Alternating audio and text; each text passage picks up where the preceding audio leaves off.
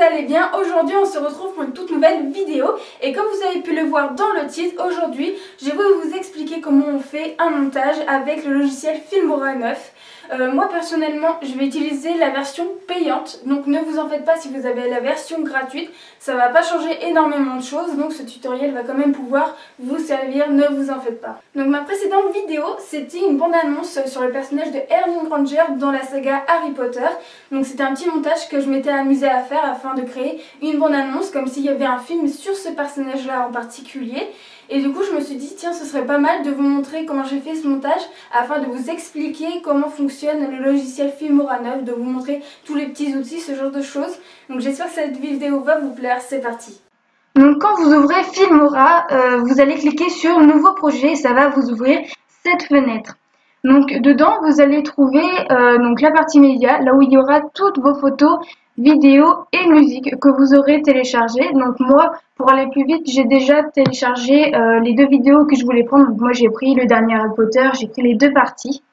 Ensuite vous avez audio. Donc ici vous avez déjà plein de musiques que Filmora a téléchargées. Donc vous pouvez les utiliser. Donc c'est très pratique quand vous ne savez pas quoi prendre. Donc il y a vraiment plein de musiques différentes et très pratique. Vous avez ensuite les titres. Donc là, l'avantage, c'est que pour ceux qui veulent se lancer dans tout ce qui est création de bande-annonce, cinéma, les courts-métrages, ce genre de choses, c'est très pratique parce que vous avez, comme dans le cinéma, ces fameux titres que l'on voit, regardez, avec les noms qui défilent, comme au cinéma, avec les noms et prénoms des personnels. Donc franchement, c'est très pratique pour les personnes qui veulent faire ça. Et vous avez aussi des titres un peu plus classiques, comme celui-ci. Donc c'est vraiment très pratique pour l'utilisation. Vous avez ensuite, juste à côté, transition. Donc ça, vous voyez ça très régulièrement sur différents logiciels. Donc vous savez très bien ce que c'est, ça permet de passer d'une vidéo à une autre ou d'une vidéo à une photo, etc. Donc de manière différente. Donc vous avez vraiment plusieurs choix, c'est vraiment très divers, c'est très pratique. Donc vous avez vraiment beaucoup de choix en ce qui concerne les transitions. Ensuite vous avez les effets. Donc les effets, donc comme vous pouvez le voir, il y en a quand même vraiment pas mal, comme vous pouvez le voir juste ici. Et donc les effets permettent de changer l'image, donc la couleur de l'image, ou alors cacher les côtés, comme vous pouvez le voir sur celui-là juste ici. Et donc vous en avez vraiment divers. Donc il y en a assez en noir et blanc, il y en a d'autres où ça permet de mettre des couleurs autour, il y en a d'autres ça permet de flouter, il y en a qui permettent de faire une image comme si c'était du dessin. Donc vous en avez vraiment beaucoup. Vous avez vraiment beaucoup de choix afin de faire différents effets sur vos vidéos et vos photos. Ensuite vous avez éléments. Donc ça ressemble un petit peu à l'endroit avec les titres, sauf que là, c'est qu'il y a déjà les dessins ou les mots qui sont écrits, donc ça permet de rajouter des petits logos, voilà, comme ça, des petits bonhommes, ce genre de choses sur vos vidéos et vos photos. Donc parfois c'est mignon, c'est pratique, donc c'est bien. Vous voyez, celui-là, vous pouvez le rajouter sur l'une de vos vidéos. Et ça va permettre de faire, tiens, mon personnage, il a une idée, ou voilà quoi. Donc c'est pratique pour les montages. Vous avez écran partagé. Ça vous permet de mettre plusieurs vidéos et photos sur un seul écran. Donc c'est très pratique aussi. Donc vous voyez, vous pouvez mettre jusqu'à 6 écrans, voire même plus. Donc vous avez vraiment divers choix. Donc, pour revenir aux médias, donc moi j'ai déjà téléchargé 2 vidéos. Donc tout simplement je suis allée dans importer qui est ici en haut à gauche. Donc vous cliquez dessus et vous avez importé des fichiers médias, donc ce qui vous permet d'importer un fichier l'un après l'autre. Et pour aller plus vite, vous pouvez aussi cliquer tout simplement sur importer un dossier média. Donc ça vous permet vraiment d'importer une grande quantité de fichiers, que ce soit photos, vidéos et musique. Donc c'est vraiment très pratique. Vous avez ici sur enregistrer depuis votre webcam. Donc tout simplement, ça va vous permettre de vous filmer avec l'écran de votre PC afin de pouvoir capturer donc une vidéo et vous pourrez l'utiliser ensuite dans vos montages. Vous avez enregistré un écran de PC, donc là c'est ce que je suis en train de faire. Ça vous permet d'enregistrer tout simplement l'écran de vos PC, donc soit l'écran tout entier, mais vous pouvez aussi cibler un endroit en particulier de votre écran, donc c'est vraiment très pratique. Et vous avez juste en dessous enregistré votre voix, donc tout simplement vous parlez et ça l'enregistre. Donc en plus c'est d'une très bonne qualité, donc c'est pratique. Alors, tout simplement, donc nous on va commencer par un petit montage facile, on va pas trop s'embêter pour le moment. Donc on va prendre la première vidéo et on va la placer sur la deuxième ligne. Alors la première ligne elle ne sert pas beaucoup. Si vous posez une vidéo sur la deuxième ligne, ça va vous créer une autre ligne de vidéo, donc ça vous permet de superposer des vidéos, donc d'avoir le son d'un film et alors que vous voulez avoir l'image de l'autre film. Donc c'est très pratique. Donc on va commencer par quelque chose d'assez simple. Donc on va déplacer le curseur afin de voir déjà le film se déplacer. Vous voyez, donc c'est très pratique. Donc on va se positionner, tiens, par exemple ici, et moi je vais avoir la séquence qui se passe d'ici jusqu'à là. Donc tout simplement pour avoir juste cette séquence. Donc vous allez vous placer à l'endroit que vous voulez que ça démarre et vous allez faire un clic droit. Donc ici vous avez diverses choses que vous pouvez faire. Et donc pour pouvoir avoir une partie en particulier, vous allez cliquer sur diviser. Et donc là votre film est coupé en deux parties. Donc vous pouvez bouger les deux parties. Elles ne sont plus ensemble. Ce sont maintenant deux vidéos différentes. Donc si vous faites clic droit sur la première partie, vous pouvez faire supprimer et raccorder. Donc tout simplement vous supprimez et ça va décaler l'autre vidéo afin de la mettre tout devant. Vous avez sourdine, ce qui va permettre d'enlever carrément tout le son de la vidéo. Vous avez aussi détaché l'audio, donc c'est à peu près pareil. Vous avez aussi ajusté le son. Donc ajuster le son, quand vous cliquez dessus, vous pouvez changer donc déjà la hauteur du son.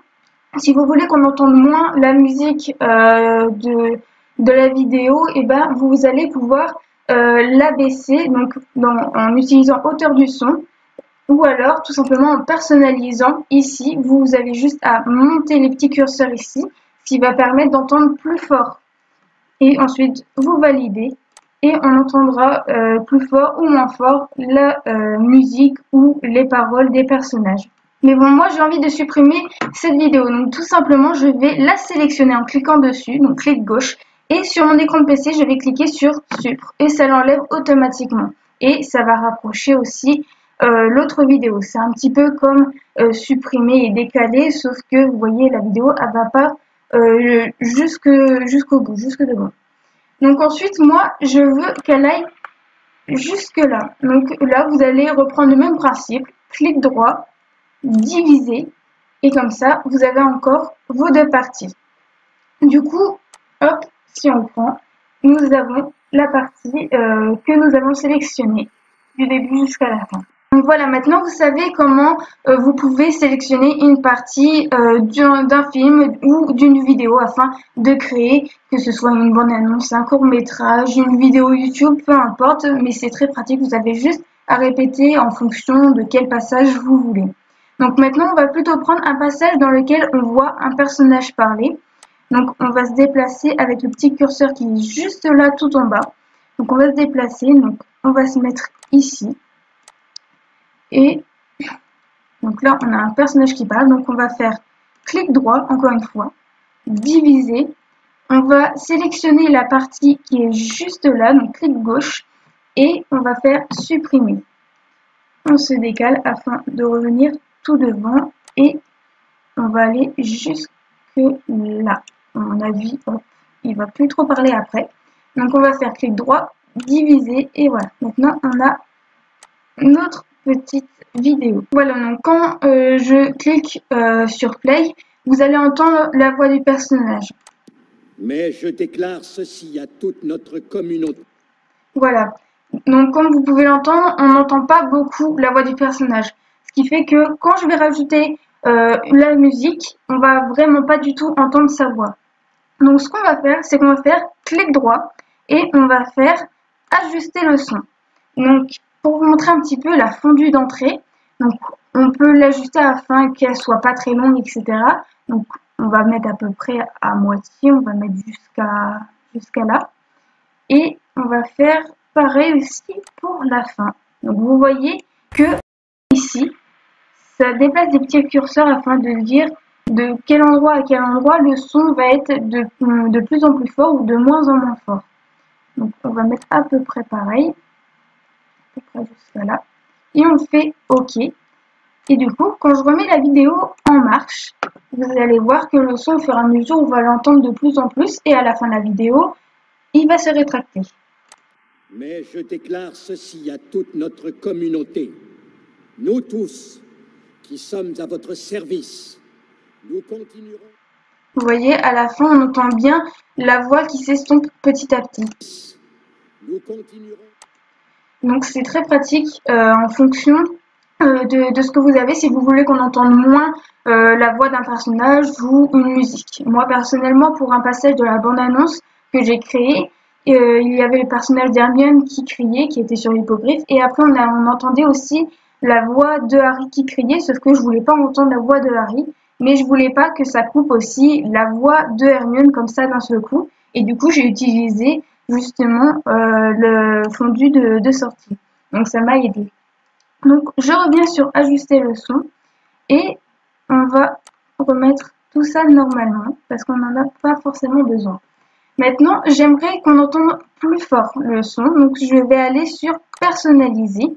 Et donc là, vous avez tout plein de boutons. Vous vous dites à quoi ça sert. Et bien tout simplement, en les montant, en les augmentant, on va mieux entendre le son.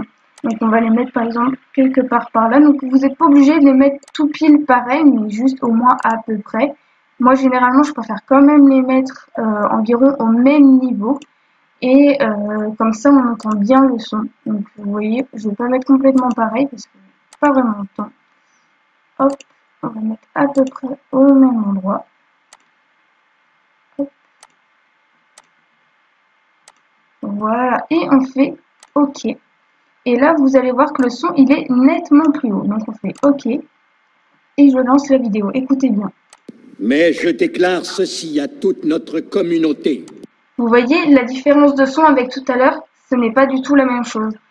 Donc, pour quand vous faites des montages auxquels vous rajoutez une musique et que vous voulez quand même entendre la voix des personnages, c'est vraiment très pratique parce que sinon, avec la musique, on l'entend vraiment pas du tout. Donc, c'est vraiment pratique pour pouvoir augmenter ou diminuer la voix des personnages.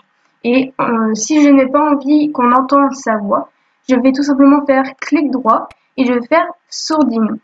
Donc, quand c'est en sourdine, vous voyez que le son en dessous, tout à l'heure, il était en bleu et maintenant il est gris. Donc, ça veut dire qu'il est mis en sourdine. Et quand je mets en route la vidéo, on n'entend plus le personnage parler. Voilà, donc le son est enlevé. Et quand vous voulez remettre le son, tout simplement, clic droit et vous cliquez sur sourdine et ça l'enlève. Et hop, la barre du son redevient bleue et on peut entendre le personnage parler. Nous continuerons. Voilà. Donc ça, c'était pour le son.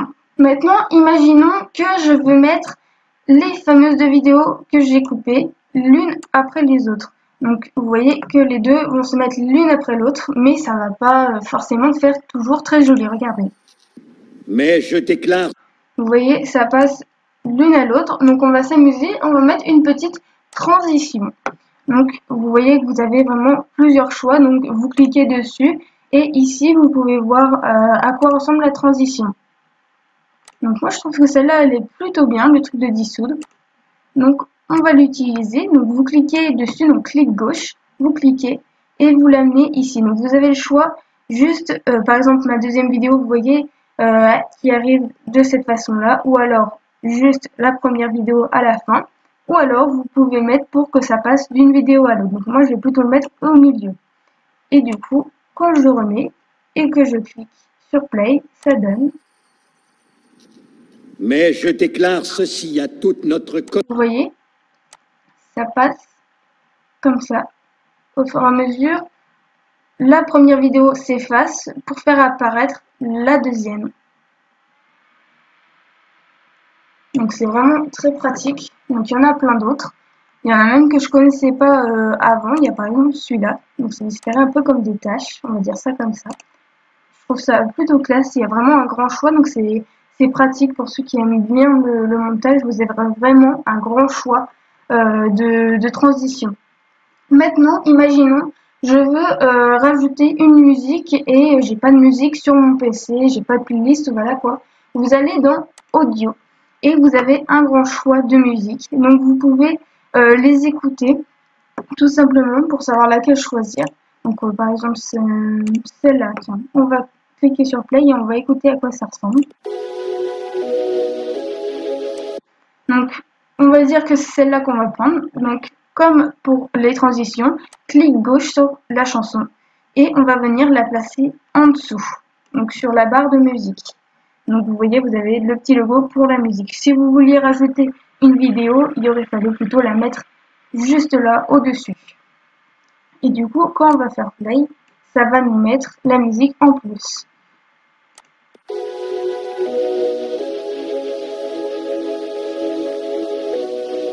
Mais je déclare ceci à toute notre communauté. Et donc vous voyez, l'avantage d'avoir augmenté le son de la vidéo auquel le personnage parle, ça permet à ce qu'on puisse entendre la voix du personnage même s'il y a une musique juste en dessous, donc en même temps. Donc vous voyez qu'on entend quand même très bien ce que dit le personnage, donc c'est vraiment très pratique de pouvoir augmenter le son comme ça. Donc maintenant j'aimerais que ce soit coupé à peu près au même endroit, donc je viens me mettre au bout, je fais clic droit, donc je viens me mettre au bout, je sélectionne la musique et je fais clic droit, diviser et comme ça j'ai la musique qui est coupée en deux, un peu comme pour les vidéos. Et vous voyez, c'est juste à la fin, donc la musique s'arrêtera au même endroit que la vidéo. Donc si j'ai envie de supprimer le reste de la musique, je fais comme pour les vidéos et les photos, je fais clic gauche sur la chanson et je fais sup avec mon clavier. Donc hop, on va décaler la vidéo parce que c'est rapproché.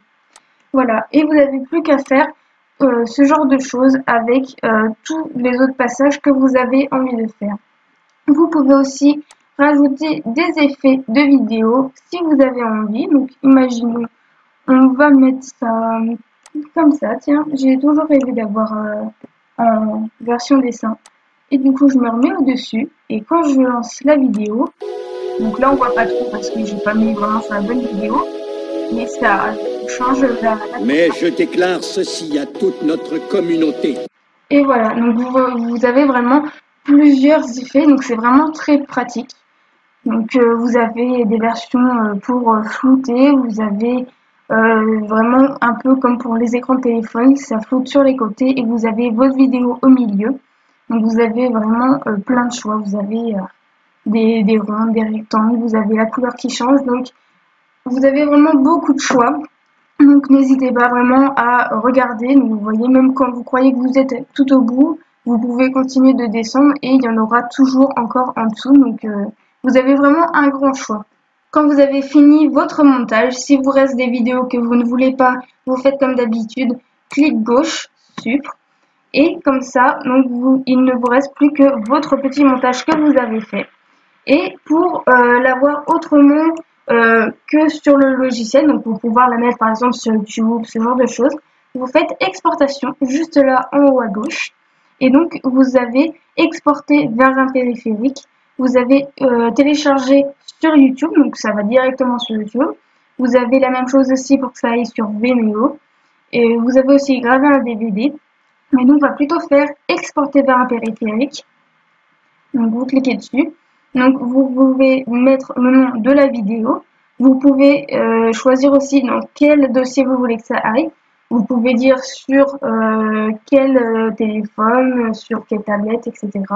Vous avez la même chose pour YouTube, Vimeo, pour le DVD. Et sinon, vous avez local, donc tout simplement pour que ça s'enregistre sur votre PC. Donc vous choisissez ici où est-ce que vous voulez que votre vidéo s'enregistre, donc dans quel dossier. Vous choisissez, vous donnez le titre à votre vidéo. Et moi, je vous propose de mettre en avis. Donc, c'est généralement celui qu'on utilise parce que Vous avez aussi les autres, mais AVI c'est vraiment celui qu'il faut utiliser parce que les autres ça donne pas vraiment la même qualité. Ensuite vous faites exporter et ça va tout simplement se télécharger et vous n'aurez plus qu'à aller le voir dans vos documents.